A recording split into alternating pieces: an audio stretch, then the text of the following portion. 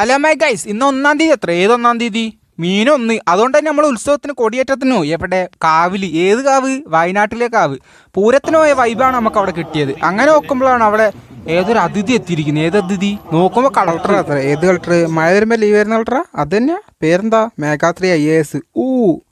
അങ്ങനെ മേലോട്ട് നോക്കിയപ്പോൾ കണ്ടേ വേറെ തന്നെ നോക്കി ചിരിക്കുന്നു എവിടെ നിന്ന് മേലെ നിന്ന് ആരാണ് സൂര്യനാണ്.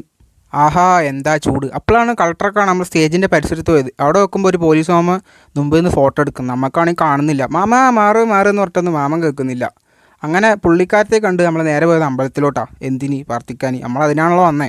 അയ്യോ ഇനി അങ്ങോട്ട് കുറേ നടക്കണം. എത്ര സ്റ്റെപ്പ് കയറാണ്ട് വെച്ചാൽ 100 സ്റ്റെപ്പ് കയറാണ്ടെന്ന്. ഈ പോണതാണ് എൻ്റെ അച്ഛനെ കൂട്ടിയാണ് ഞാൻ അമ്പലത്തിൽ പോയത്. അങ്ങനെ നോക്കുമ്പോൾ നല്ല ക്യൂ ഉണ്ടായിരുന്നു. പിന്നെ ചന്ദനം മേടിക്കാൻ ക്യൂ നിൽക്കണം എന്ന് പറഞ്ഞപ്പോൾ എനിക്ക് മടിയായിരുന്നു. പിന്നെ ഒന്നും നോക്കില്ല, ചന്ദനം വേണമല്ലോ, ക്യൂ അങ്ങ് നിന്ന്. വീണ്ടും സൂര്യൻ എന്നെ നോക്കി ചിരിക്കണ്ടായിരുന്നു. ഞാൻ മൈൻഡാക്കിയില്ല, നല്ല ചൂടാണ്. മൈൻഡാക്കിയ കണ്ണാടി സമയത്താണ് കളക്ടർ അമ്പല പരിസരത്തോട്ട് വന്നത്. എന്തിനാ ചിത്രം കാണാനേ?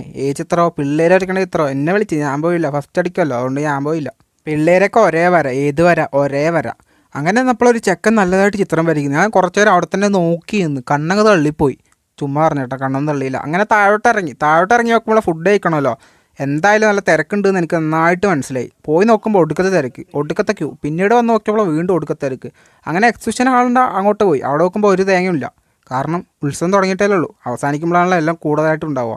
അങ്ങനെ കുറച്ച് സംഭവങ്ങളൊക്കെ കറങ്ങി നിന്ന് നോക്കിയാൽ നല്ലോണം എനിക്കൊരു തേങ്ങ മനസ്സിലായില്ലേ. ഞാൻ പോയി. ഓക്കെ ബൈ, നാളെ